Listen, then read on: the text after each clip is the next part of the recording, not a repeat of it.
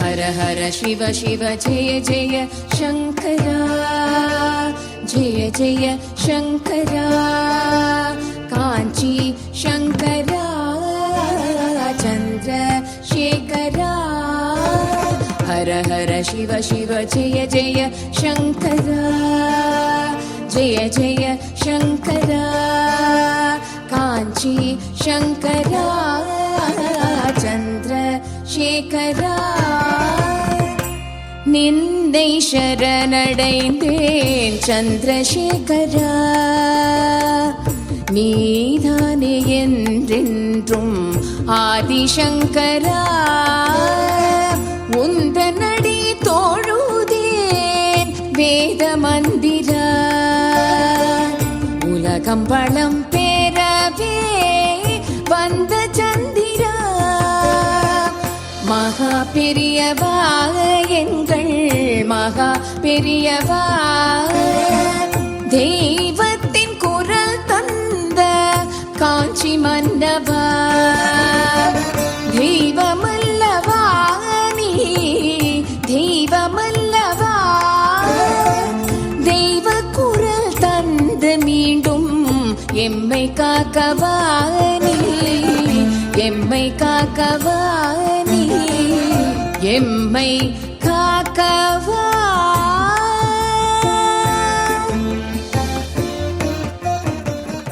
உனக்கு மாப்பிள்ளை கொடுத்தேன், எனக்கு என்ன தரப்போற? இதே கேள்வி கேட்டான். எனக்கு என்ன தரப்போற? இன்னைக்கு என் காதில் ஒலிக்கிறதுமா அந்த குரல். அப்படின்னு உடனே சப்த நாடி அடங்கி போயிடுது.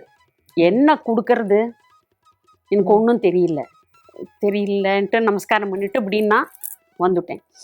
இப்பயும் இருக்க தெரியுமா, சந்திரமௌலின்னு, குட்ட சந்திரமௌலிம்பா, இது சாமவேத சந்திரமௌலி இதில் இருக்கார், தேனம்பாக்கத்தில் இருக்கார். சரி. அவர் அப்போ பெரியவாக்கு ரொம்ப கைங்கரியம் பண்ணிட்டு இருந்தவர். அவர் ஓடி வந்தார், என்ன தரப்போகிற பெரியவாளுக்கு அப்படின்னார். தெரியல மாமா, எனக்கு வஸ்திரம் கொடுக்கணும்னு ஆசைன்னு. அதைத்தான் கேட்குறா, வேற ஒன்றும் கேட்கல. வேற என்ன இருக்குது பெரியவாளுக்குன்னு? வஸ்திரம் ஒன்று தான், அதை எடுத்து கொடுத்துரும் அப்படின்னா. உடனே எங்கள் அம்மாவும் சரின்னு சொல்லிட்டா. மடத்துல கண்ணன்னு ஒரு சாமியார் இருக்கார், போட்டோ கண்ணன் தெரியும். அவள்லாம் எங்களோட பிரதோஷ மாமாவத்துல நாங்கள்லாம் வாடா போடான்னு பேசிட்டு இருந்தவா. சரி சரி, அவ்வளோ ஒரு இது. அப்போ அவர் ஏத்த மாதிரி வந்திருக்கார். என்னடா கண்ணா இங்கே வந்திருக்க அப்படின்னோடனே, இல்லடா ரேவதிக்கு கல்யாணம், பெரியவாக்கு வஸ்திரம் போடணும் அப்படின்னோடனே, வா நான் கூட்டின்னு போறேன்னு சொல்லிட்டு எதேச்சியா ஏத்த மாதிரியும் வந்தான். இங்கே ஒரு பாட்டிக்கிட்ட கூட்டிகிட்டு போய் அந்த பாட்டி நான் போட்டு தரேன்னு சொல்லி அந்த பாட்டிக்கு ஏற்பாடு ஆயிருக்கு. பெரியவா முன்னாடியே சொல்லியிருக்கா அந்த பாட்டிக்கிட்ட, அண்ணா ஆகாரம் இல்லாமல் செய்யணுமா அதெல்லாம், அப்படி செய்வாளாம் பாட்டி.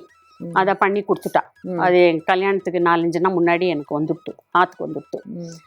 கல்யாணத்தும் போது பெரியவா கிட்ட இதை வாங்க போகும்போது பெரியவா வந்து, நீ எந்த ஊர் அப்படின்னு என்ன கேட்டா. எங்கள் அப்பா அம்மா நிற்கிறா, லால்குடி அப்படின்னு. லால்குடியில் யார் அப்படின்னோடனே, அம்பின்னு எங்கள் அம்மாவோட தாத்தா, எங்கள் பெரியவாளோடையே இருந்துருவா. அவள் கொள்ளுப்பேத்தி, நான் அம்பிகணபாடிகள் கொள்ளுப்பேத்தி அப்படின்னு. அப்படியா அப்படின்னா.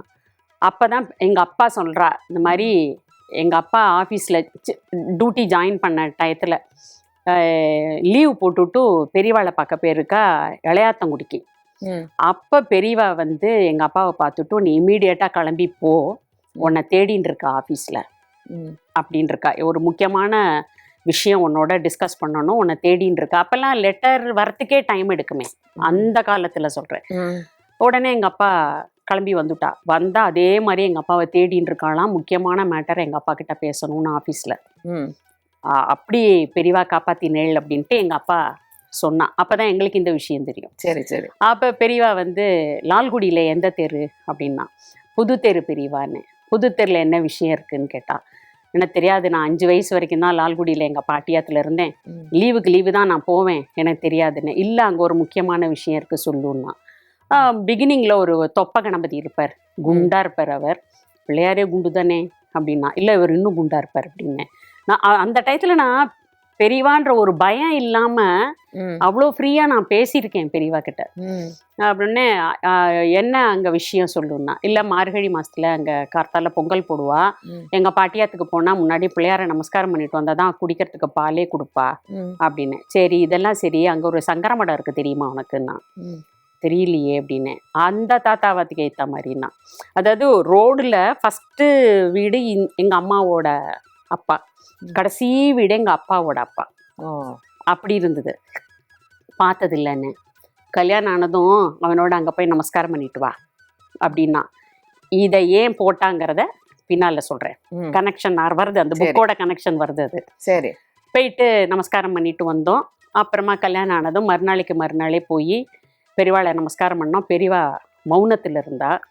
போனோடனே வஸ்திரத்தை வச்சு, எக்மோர் ரேவதி கல்யாணம் ஆயிருக்கு வந்திருக்கா அப்படின்னோடனே வஸ்திரத்தை எடுத்த மடியில் வச்சுண்டா ஆசீர்வாதம் பண்ணினா. ஆசீர்வாதம் பண்ணிட்டு நாங்கள் கிளம்பி வந்துட்டோம். இப்படி நல்லபடியாக வாழ்க்கை போயிட்டு இருந்தது. அப்புறம் குழந்தை பிறந்து அவள் 1.5 வயசு இருக்கும் ஏதோ. பொன் குழந்தை, ஒரே குழந்தை தான் பெரியவா கருணையில். அந்த குழந்தை எதையோ சாப்பிட்டுட்டா போல இருக்கு, ரொம்ப மோசமாக போயிட்டா. நான் ஹாஸ்பிட்டலில் எனக்கு பாஷையும் தெரியாது, ஒன்றும் தெரியாது பாம்பேயில். அங்கே தமிழ்கார டாக்டர்னு விஸ்வநாதன் ஒரு தமிழ் டாக்டர் அப்போ வந்தார். பெரியவா கிட்ட நான் வேண்டின்னு இருக்கேன், எனக்கு பாஷையே தெரியல, நான் என்னத்தை பேசுவேன் ஏது பேசுவேன் ஒன்றும் தெரியலையே அப்படின்னு. இவர் ஆஃபீஸ் போயிட்டார். குழந்தைய தூக்கி நான் ஹாஸ்பிட்டல் ஓடிப்பிட்டேன். அப்புறம் இப்படி வேண்டின்னு இருக்கேன், விஸ்வநாதன் ஒருத்தர் வந்தார், தமிழ்காரர் தான். சரி. அவர்கிட்ட எல்லாத்தையும் சொன்ன உடனே நான் பெரியவா கிட்டே எனக்கு தெரியாது, என் குழந்தைய காப்பாத்து, நீ அடுத்தது கொடுக்காம போ, இப்போ இருக்கிற குழந்தை உயிரோட்டமாக நன்னா அமோகமாக இருக்கணும், எனக்கு வேண்டியது அவ்வளோதான் அப்படின்ட்டு பிரார்த்தனையை பண்ணிட்டா. சட்டார்னு குழந்தை யூரினே போகலங்கிறத ஞாபகப்படுத்தினார். உடனே அதை போய் அவர்கிட்ட சொன்னேன். ஒரு நாள் முழுக்க போகலை குழந்தை, ஃபுல் டிசென்ட்ரி, அதில் யூரின் போகிறது நின்று போயிடுச்சு. அதை ஞாபகப்படுத்தின உடனே எங்கள் நாத்தனார் பையனும் வந்து நீங்கள் மகமாயிக்கு வேண்டிக்கோங்கிறான். அதே மாதிரி மகமாயி இதையே ஞாபகப்படுத்துகிறா. அதை டாக்டர்கிட்ட சொன்னோடனே நன்னா சொல்லு, இல்லை எனக்கு நன்னா தெரியும், ஞாபகப்படுத்திட்டா அப்படின்னோடனே ஒரு இன்ஜெக்ஷன் போட்டால் குழந்தை ஏந்தோ காட்டா, நல்லபடியாக இருக்கா. அவளுக்கு கல்யாணம் ஆகி அவள் குழந்தை பிறந்து அதுவும் பெரியவளை எடுத்து நன்னா இருக்குது, அது நல்லபடியாக போயின்னு இருக்கு. அது முடிஞ்சு அதுக்கப்புறமா நாங்கள் இன்னொரு ஆற்றுக்கு கொடுத்தனம் வந்துட்டோம், குவார்ட்டர்ஸுக்கு வந்து இருந்தோம். அப்போது நியூஸ் பார்த்துட்டு இருக்கேன், ஏதோ காஞ்சி பெரியவான்னு சொல்கிறாளே தொட்டு எதுவும் எனக்கு புரியல, எல்லாம் மராட்டியில் சொல்கிறா, எனக்கு ஒன்றும் புரியல. இவர் ஆஃபீஸ் போயிருக்கார். மாடியில் ஒரு மாமி, தமிழும் தெரியும் மராட்டியும் தெரியும், அந்த மாத்வா, அவளை கூப்பிட்டு மாமி ஏதோ பெரியவான்னு சொல்கிறா, என்னன்னு சொல்லுங்களேன்னு. இல்லை பெரியவா சித்தி ஆயிட்டாளாம் அப்படின்னு சொன்ன உடனே நேராக சாமி ரூமுக்கு வந்தேன். எனக்கு கல்யாணத்தும் போது பிரதோஷ மாமா பட ரூபத்தில் மகா பெரியவாளை கொடுத்தா. சின்னதாக இருக்கும், அந்த காலத்து ஃபோட்டோ. ஆனால் அதை தான் வச்சு பூஜை பண்ணுவேன், தினம் பிரதர்ஷனம் பண்ணுவேன், அர்ச்சனை பண்ணுவேன், அவரை தான் எல்லாமே. அங்கே வந்துட்டு என்ன தாத்தா என்னை விட்டு போகலாமா, நீ எங்களை யார் பார்த்துப்பா, இனிமே நான் யாரை தாத்தான்னு கூப்பிடுவேன், இப்படி பண்ணிட்டியே அப்படின்ட்டு எனக்கு கொஞ்சம் அழுக வந்துட்டு. ஒரு குரல் கேட்டுதுமா, நிஜமாவே உலகத்தை விட்டு போனேன், உன்னை விட்டு போலையே, அப்படி ஒரு குரல் கணீர்னு கேட்குறது. உலகத்தை விட்டு தான் போனேன், உன்னை விட்டு போகலை, அழாத அப்படின்னா. உடனே கண்ணை தொடச்சுட்டேன், பால் சர்க்கரை வச்சு நைவேத்தியம் பண்ணேன். கார்த்தால போட்ட பூ அப்போ விழறது கீழே. அப்போலேருந்து நான் வந்து பெரியவா ஆற்றுல தான் இருக்கா, நம்மளை விட்டு போகல அப்படின்ட்டு அதுவே தான். அதனால் நான் வந்து ஆராதனையெல்லாம் நான் பண்ணவே மாட்டேன், பெரியவா இருக்கா ஆராதனை பண்ண மாட்டேன், அவ்வளோதான். இது என்னோட பாலிசின்னு வச்சுட்டுருக்கேன். அந்த மாதிரி இந்த மாதிரி நடந்து காப்பாற்றின்ண்டே வந்தா. அப்புறம் குழந்தை கல்யாணம், இதுக்கு காலேஜ் போயிட்டு வரதே ராத்திரி 9:30 ஆயிடுது. ரொம்ப பயமாக இருக்குது, இன்னும் குழந்தை வரலையேன்னு நினச்சிட்டு இருக்கேன். ஆற்றுக்கு வந்தா, அம்மா என் பின்னால் ஒரு தாத்தா நடந்து வந்துட்டே இருந்தாம்மா. ஹாரிடி நீ அதாம்மா ஒரு தாத்தாம்மா, எப்படி இருந்தா அப்படின்னு பெரியவாளை காமிக்கிறா. என் பின்னாலேயே நடந்து வந்தாம்மா அப்படிங்கிறா. ஐயோ சரி இப்போ பெரியவா இருக்கா. அதே எங்காத்துல ஒரு குரு இருந்தார், சாய்பாபா பக்தர், அவரும் வந்துட்டு இருக்காமாங்கிறா. அந்த பாபாவும் வரார், பெரியவாளும் வராமா, என் கூடவே வராமா. சரிடி அவ உனக்கு துணையா இருக்கான்னு அப்படியே இரு, அந்த தெய்வத்தையே பிடிச்சிக்கோ, அவ்வளவுதான். எங்க அப்பா சொன்னதை உனக்கு சொல்றேன், ஒரே குருவை பிடி, அவ்வளவுதான். வேற எதுவும் இப்படி அப்படின்னு போகப்படாது அப்படின்ட்டு சொல்லிட்டேன். இன்னி வரைக்கும் அவளும் அப்படிதான் இருக்கா, என் பேத்தியும் அப்படிதான் இருக்கா, பெரியவான் தான் இருக்கா அவளுமே. இது இந்த மாதிரி என் வாழ்க்கையில நடந்துன்னு போயிட்டே இருக்கு. என் தம்பிக்கு சொன்னேன் இல்லையா, தீவட்டி பிடிக்கணும்னு ஆசைப்பட்டான்னு. நாங்கள் வந்து இல்லை, என்னோட ரெண்டாவது அக்கா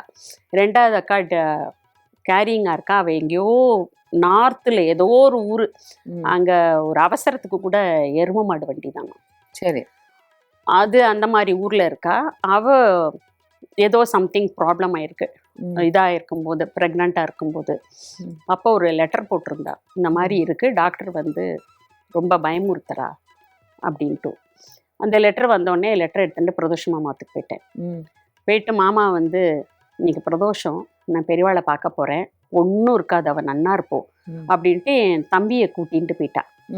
தம்பியை கூட்டின்னு போயிடணுன்னே, என் தம்பி கண்ணன்னு பேர், அவன் எல்என்டியில் பெரிய பொசிஷன்லேருந்து இப்போ தான் ரிட்டையர் ஆகிருக்கான்.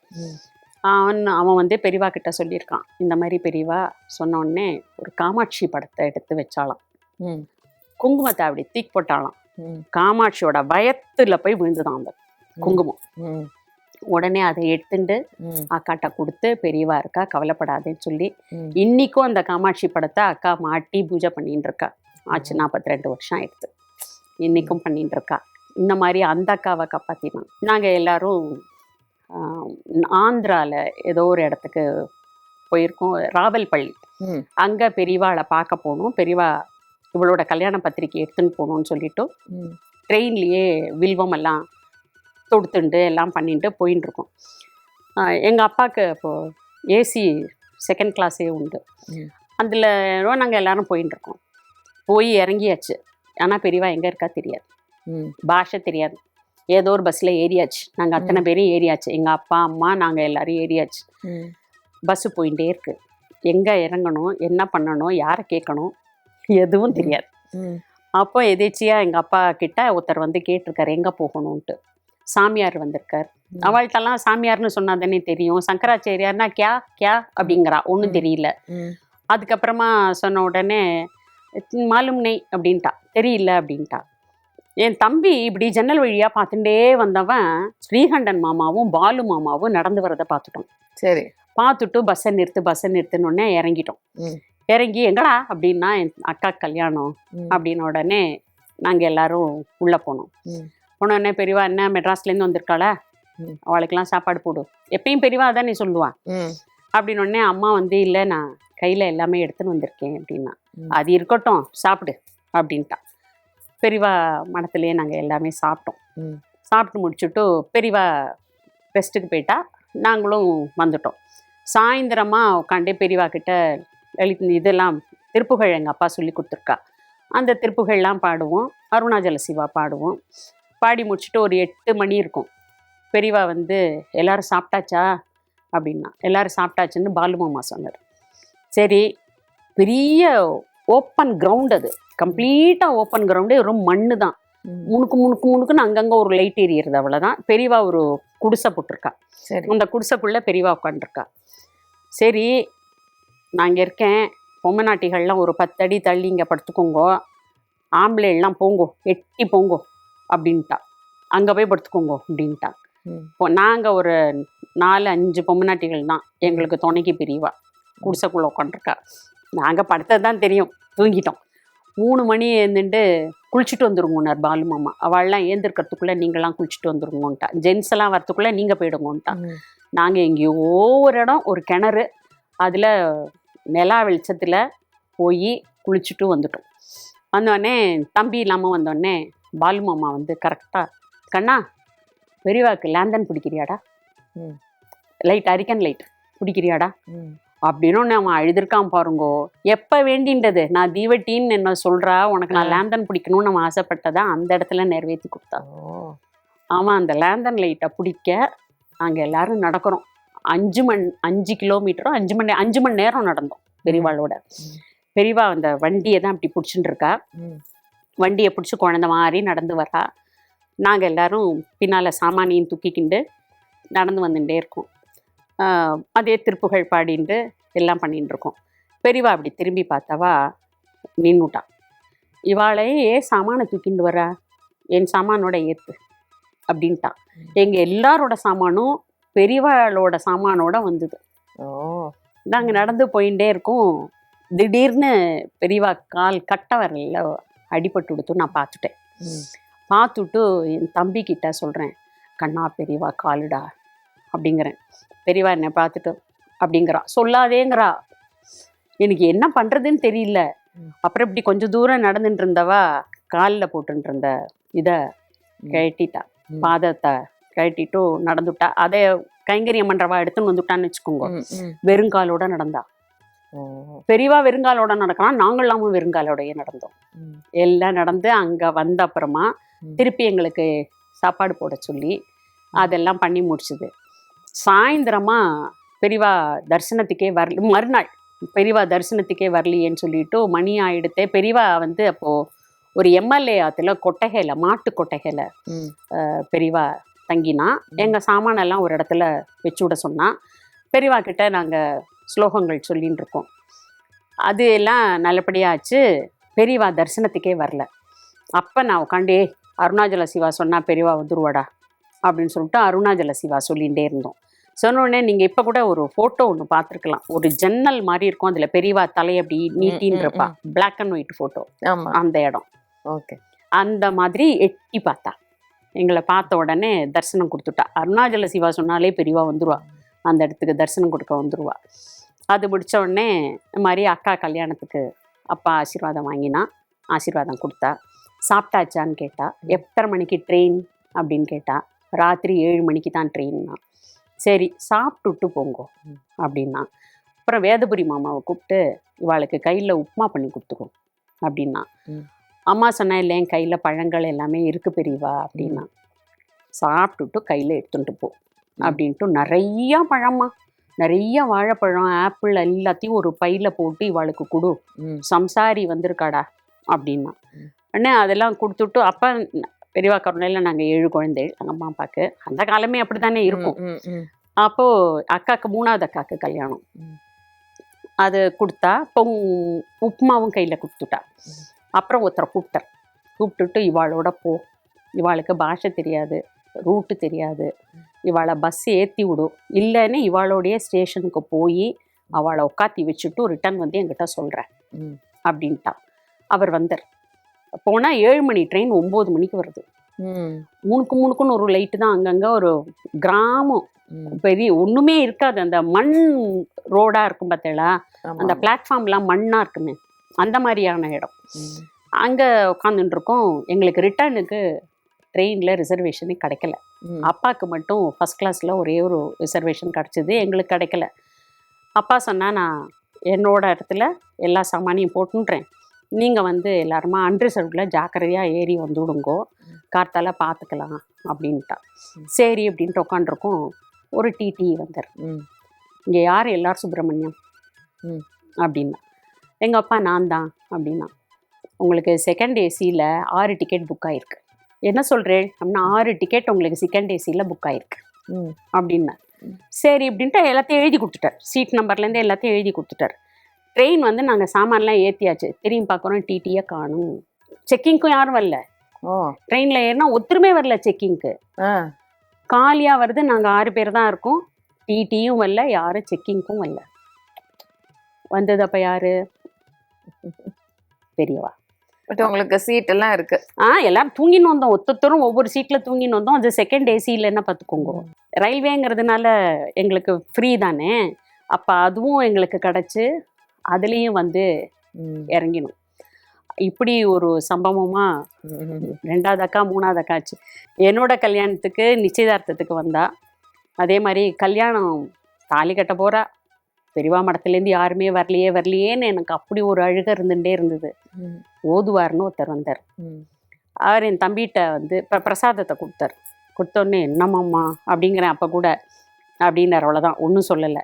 பிரசாதத்தை கொடுத்தார். என் பெரிய தம்பியை கூப்பிட்டு, ஓதுவார் மாமா வந்திருக்காடா, அவருக்கு சாப்பாடு போட்டு அனுப்புடா அப்படிங்கிறேன். தாலி கட்ட போகிற நேரத்தில் கூட என் தம்பிகிட்ட அவள் வந்திருக்கா சொல்லுன்னு. எங்கடின்னா ஓதுவார் வந்திருக்காரு. எங்கடி அப்படிங்கிறான், காணும். அதே மாதிரி என்னோட 60ஆம் கல்யாணம். 60ஆம் கல்யாணத்துக்கு மடத்தில் போயிட்டு, நீங்கள் தான் இவரை எனக்கு கல்யாணம் பண்ணி வச்சல் பெரியவா, எனக்கு 60ஆம் கல்யாணம் வருது, நீங்கள் வரணும். அப்போ பெரியவா இல்லையே, இது மடத்தில் தானே இருக்கா. அங்கே போயிட்டு பிரார்த்தனையை பண்ணிட்டு சொன்னேன். அவள் படித்தா பெரியவா கிட்ட, எக்மோர் ரேவதி வந்திருக்கா, அவளுக்கு 60ஆம் கல்யாணமா, பெரியவா வரணும்னு ஆசைப்படுறா அப்படின்ட்டு படிச்சு விட்டு பத்திரிக்கையை கொடுத்துட்டா. 60ஆம் கல்யாணத்துக்கு தாலி கட்டி முடிச்சாச்சு.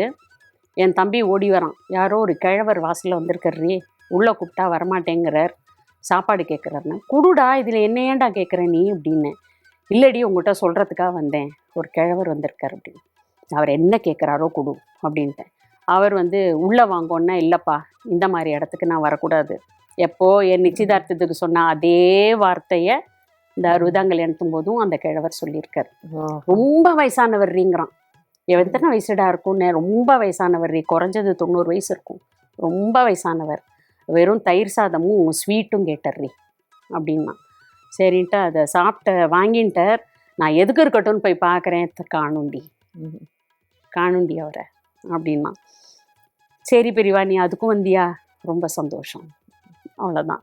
இப்போது பீமர சாந்தி நல்லபடியாக நடந்தது.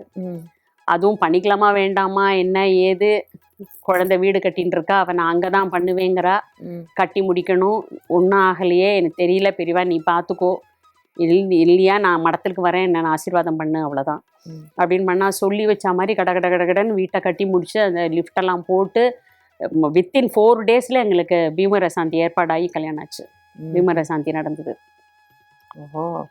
உடனே மறுநாளே நான், இவர், என் பொண்ணு, மாப்பிள்ளை, சம்மந்தி, மாமா, மாமி, பேத்தி எல்லாருமா போனோம். மடத்துக்கு போயிட்டு பெரியவா கிட்ட பிரார்த்தனை பண்ணிவிட்டு, பெரியவா இந்த மாதிரி குழந்தை வீடு கட்டியிருக்கா, பாலபெரிவா இருந்தா, பாலபெரிவா கிட்ட சொன்னோம், இந்த மாதிரி குழந்தை வீடு கட்டி அங்கே தான் எங்களுக்கு பீமர சாந்தி பண்ணினா அப்படின்னு. உடனே பீமர சாந்தியா அப்படின்ட்டு அவருக்கு ஒரு ஷால் போத்தி ருத்ராட்ச மாலை கொடுத்தா, மாப்பிள்ளைக்கும் கொடுத்தா. பண்ணி வச்சேளா இவாளுக்கு அப்படின்னார். ஆமாம் அப்படின்னோடனே ருத்ராட்ச மாலை கொடுத்தா. அது முடிச்சுட்டு பெரியவா கிட்ட இந்த மாதிரி பெரியவா நடந்தது, ரொம்ப சந்தோஷம் பெரியவா. ஆனால் என் மாம்பழத்தில் வீடு கட்டும்போது அப்போ பெரியவா இருந்தா, நீங்கள் வரணும் பெரியவா அப்படின்னு. அப்போ பிக்ஷை பண்ணி வச்சுட்டு பெரியவா கிட்ட கேட்டபோது பெரியவா ஒரு மட்டை தேங்காய் எனக்கு கொடுத்தா. அதை இன்னமும் வச்சுட்டுருக்கேன். என் கல்யாணத்துக்கும் மட்டை தேங்காய் கொடுத்தா, அதை இன்னமும் ஆற்றுல வச்சுட்டுருக்கேன். ஒரு பையில் போட்டு 2த்தையும் இன்னமும் வச்சுட்டுருக்கேன். நீங்கள் எனக்கு மட்டை தேங்காய் கொடுத்தேள், இப்போ குழந்தை இந்த வீடு கட்டியிருக்கா, நீங்கள் ஆசீர்வாதம் பண்ணோம். நீங்கள் இப்போ இல்லை, இருந்தால் மட்டை தேங்காய் கொடுத்துருப்பேன், இப்போ இல்லை பெரியவா நீங்கள், ஆனால் கண்ணுக்கு தான் நீங்கள் தெரியல, ஆனால் இருக்கேள் பெரியவா அப்படின்ட்டு நமஸ்காரம் பண்ணிட்டு வெளியில் வரேன். ஒருத்தர் வந்தார். அங்கேருந்து வந்துட்டு தாங்கோ அப்படின்னு ஒன்று எடுத்து என் கையில் அப்படியே மடக்கி மூடினர். என்னது அப்படின்னு திறந்து பார்த்தா மட்டை தேங்காயோட பெரியவா இருக்கிற கட் ஒர்க். ஓ, எனக்கு ஒன்றுமே புரியல. அது இப்படி பார்க்குறேன், அவர் அப்படி பார்க்குறேன். உங்களுக்கு தான், நீங்கள் தானே குழந்தை வீடு கட்டியிருக்கான்னு பெரியவா கிட்ட சொல்லிட்டு இருந்தேன் இல்லையா, மனசில் தான்மா நினைக்கிறேன்னா, சத்தமாக கூட சொல்லலை. நீங்கள் தானே நினச்சி சொல்லிட்டு இருந்தேன், இந்தாங்க வச்சுக்கோங்க அப்படின்னு சொல்லினவர் காணும். உடனே என் பொண்ணுகிட்டே, பாருடி இது கொடுத்துருக்காடி, யார்மா அண்ணன், ஒரு மாமா கொடுத்துட்றி, ஒரு மாமா கொடுத்துட்றி அப்படிங்கிறேன். அவர் கிராஸ் ஆகிறார், அந்த மாமா தாண்டி, அந்த மாமா தாண்டி அப்படின்னு இப்படின்ட்டு போயிட்டார். அதை கொண்டு ஆற்றுல வச்சுட்டாச்சு. நான் அவளுக்கு மட்டும் வந்தேன், எனக்கு வரலையே அப்படின்னு என் மனசில். உடனே 2 நாள் கழிச்சு என் பேத்தி கொண்டு வந்து தரா. அவளுக்கு யாரோ ஆறாத்துக்கோ பேருந்தாலாம், இந்தான்னு கொடுத்தவும் பாட்டிகிட்ட கொடுன்னு சொன்னாலான்னு என்கிட்ட கொண்டு கொடுக்குறான்.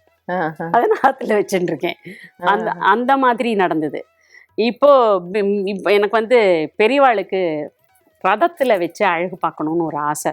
தங்க ரதம் இழுப்பா அனுஷத்தும் போது, அது போகணுன்னே சரி போகலாம் அப்படின்னார். நானும் இவரும் போகும்போது நான் ஆற்றுல பெரியவா கிட்ட எனக்கு ரொம்ப ஆசையாக இருக்குது, அப்போ ஒருத்தர் மூலியமாக நீ மட்டை தேங்காய் படத்தில் எழுதணும், அவரை நான் பார்த்தேன்னா நீங்கள் வந்திருக்கேன்னு அர்த்தம் அப்படின்னு இவர்கிட்ட சொல்லிட்டு போயிட்டேன். பெரியவா கிட்ட ஆற்றுல சொல்லிட்டு போயிட்டேன். அங்கே போய் ரதம் இழுக்கிறதுக்கு எங்களை உள்ளே கூப்பிட்றா. அவர் வர்றார். வந்துட்டு சௌக்கியமாக இருக்கியம்மா அப்படிங்கிறார். சௌக்கியமா இருக்கேன் மாமா. அப்ப கூட எனக்கு வந்து பெரியவா அவ ரூபத்துல நம்ம கிட்ட வந்திருக்கான்னு எனக்கு தோணல. சௌக்கியமா இருக்கேம்மாண்ணா, நன்னா இருக்கேங்கிறேன். என்ன ரதம் இழுக்க வந்தியாங்கிறேன். ஆமாங்கிறேன். சரிம்மா பண்ணு அப்படின்னு சொல்லிட்டு ஜெயேந்திர பெரியவா ரூம்ல இருப்பா தெரியுமா, அங்க போயிட்டா. அப்புறம் நான் அவரை பார்க்கல. ஆத்துக்கு வந்த அப்புறம் தான், ஆமா நான் இந்த மாமா வரணும், வந்தா பெரியவா வந்திருக்கான்னு அர்த்தம் தானே நான் சொல்லிட்டு போனேன். அப்ப அந்த பெரியவா தானே வந்திருக்கா அப்படின்ட்டு நினைச்சேன். அதாவது இந்த நிமிஷம் வரைக்கும் எனக்கு பெரியவா அப்படி காப்பாத்தின்னு இருக்கா. நீங்க இப்ப புஸ்தகம் நிறைய எழுதிருக்கேன்னு சொன்னேன்ல, அதை பத்தி சொல்லுங்க. புஸ்தகம் வந்து என்னாச்சுன்னா, எனக்கு இந்த புஸ்தகம் எல்லாம் போடுவோன்றதெல்லாம் எனக்கு எதுவும் தெரியாது. எங்கள் அப்பா கிட்ட மட்டும் நான் கிண்டலாக சொல்வேன். ஏன்னா அப்பா எனக்கு லோகநாயகின்னு பேர் வச்சிருக்கா. நீ லோகநாயகின்னு பேர் வச்சிருக்க, வீட்டுக்கே நாயகி இல்லையா, நீ லோகத்துக்கு நாயகிங்கிற அப்படிம்பா எங்கள் அப்பாட்ட. நீ ஒரு நாள் ஃபேமஸாக வருவோம்மா, நடக்கும்மா அப்படிம்பா எங்கள் அப்பா. நடந்தா சரிப்பா அப்படின்னு சொல்லிட்டு பேசாமல் இருந்துட்டேன். குழந்தைக்கு கல்யாணம் பண்ணி மெட்ராஸில் கல்யாணம் பண்ணி கொடுத்ததும் ட்ரான்ஸ்ஃபர் ஆகிட்டு வந்துட்டார். வந்து கொஞ்ச நாளில் அனுஷம் நம்ம இவர் பட்டு சாஸ்திரிகள் அயோத்தியா மண்டபத்தில் பண்ணுவார். அப்போ நான் போயிருந்தேன். அங்கே 10 நாளும் நடக்கும். நான் கார்த்தாலேயே போயிடுவேன். போனால் வேதபுரி மாமாவை அங்கே பார்த்தேன். பார்த்துட்டு, மாமா என்ன ஞாபகம் இருக்கா அப்படின்னு. ஏய் ரேவதி தானே நீ அப்படிங்கிற, எத்தனை வருஷத்துக்கு அப்புறம் பாருங்கோ. ஆமாம் மாமான்னு. எங்கள் ஆத்துக்கு வாங்க மாமா அப்படின்னு. வரேண்டி, பாரு பெரியவா தான். அவருக்கு பாருங்கோ, பெரியவா வந்து எப்படி அவரை காப்பாத்திருக்காருங்கிறத. அவர் வந்து இங்க ஒரு டாக்டர் இருந்தார், அவாத்துல தான் தங்குவரான். பெரியவா இருந்த காலத்திலேயே அந்த டாக்டராத்துல இருக்க சொல்லி வேதபுரி மாமாக்கு பெரியவா அரேஞ்ச் பண்ணி கொடுத்தது. அவர் அங்கதான் தங்குவரான். ஆனா அவன் வந்து இடிச்சு கட்டின்னு இருக்கா, ரெனோவேட் பண்ணிட்டு இருக்கா, தங்கறதுக்கு இடம் கிடையாது. நான் என்ன பண்ண போறேன்னே எனக்கு தெரியலடி அப்படிங்கிற. எங்கத்துக்கு வந்துருங்க மாமா அப்படின்னு நான் கூப்பிடுறேன். அவர் அப்படி நினைக்கவும் நான் போய் கூப்பிடவும் சரியா இருந்தது. அப்ப எங்காத்துக்கு வந்துட்டார். அப்பையிலேருந்து மாமா எங்காத்துல தான் இருப்பார். அடிக்கடி வருவார். அடிக்கடி அவர் சித்தியாரத்துக்கு ஒரு 6-7 மாசத்துக்கு முன்னாடியிலேருந்து தான் வரதை நிறுத்திட்டா, குழந்தைகளும் போகக்கூடாதுன்னு சொல்லிட்டா. அப்போ மாமா கிட்ட, மாமா நீங்க பெரியவா கிட்டேயே இருந்திருக்கீங்களே, உங்க எக்ஸ்பீரியன்ஸை சொல்லுங்களேன்னு. இல்லடி, நான் முன்னாடியே ஒரு பொண்ணுக்கிட்ட சொல்லியிருக்கேன், அவள் போடுறேன்னு சொன்னா அவள் போடவே இல்லை. இல்லை நீங்கள் சொல்லுங்களே, முடிஞ்சா நான் போடுறேன் அப்படின்னு. அதுக்கு ரொம்ப செலவாகும்னா, பார்த்துக்கலாம் போடுங்கோ, சொல்லலாம் சொல்லுங்கோ அப்படின்னு. அவர் எப்பெல்லாம் ராத்திரி தூங்கிட்டு இருக்கிறத உமாச்சி வந்து, உமாச்சி தாத்தா என்ன தெரியுமா பண்ணாம்பர், பக்கத்துலேயே நோட்டு பேனா வச்சுன்னு படுத்துட்டு இருப்பேன். அவர் சோஃபாவில் படுப்பார், நான் தரையில் படுத்துட்டு இருப்பேன். நடுராத்திரி 1 மணி 2 மணின்னு எத்தியான்னு சொல்லுவார். உடனே அதை நோட் பண்ணி வச்சுப்பேன். அப்போ அந்த புக்கை ரொம்ப நல்லா இருந்தது ஃபர்ஸ்ட் பார்ட்டு. அதை போட்டுவிட்டேன், புக்காக போட்டுவிட்டேன். ஆனால் அதை போடுறதுக்கு அப்போ நான் மாமாவா 1 வாரத்துக்குள்ளே போடுங்கிறார். எப்படி போடுறது, அதுக்கான பணம் வேணும் நமக்கு, அது டிடிபி பண்ணணும், டைப் பண்ணணும், எத்தனை விஷயங்கள் இருக்குது அதில். அது எங்கே போய் டிடிபி பண்ணணும் எனக்கு தெரியாது. எதேச்சியாக நான் போகிறேன், அந்த இடத்துலையும் ஃபோட்டோ கண்ணன் வந்துட்டு நீ இந்த கடையில் போய் டிடிபி போடு, நன்னா பண்ணுவான்னு சொல்லிட்டு போகிறார் வெஸ்ட் மாம்பலத்தில். அதுவும் போட்டு வந்தது. அது போட்டு புக்கை எழுதி பெரியவா கிட்ட எடுத்துன்னு போகும்போது, எங்கள் அக்கா அவளோட 60ஆம் கல்யாணம், பெரியக்கா. அங்கே போனபோது தான் லால்குடியில் இருக்கிறவாள்லாம் ஒன்று சேர்ந்து சங்கரமடத்தை புதுப்பிச்சு பண்ணுங்கோ. அந்த சங்கரமடம் மகா பெரியவா பட்டத்துக்கு வந்ததும் ஆதிசங்கரருக்கு கட்டின மண்டம். அதை தான் பெரியவா என் கல்யாணத்தும் போது போய் பார்த்தியான்னு கேட்டிருக்கா. இதுவரை திருமதி ரேவதி குமார் அவர்களின் அனுபவங்களை கேட்டு தெரிந்து கொண்டோம். மீண்டும் அடுத்த வாரமும் அவர்களுடைய அனுபவங்கள் தொடரும்.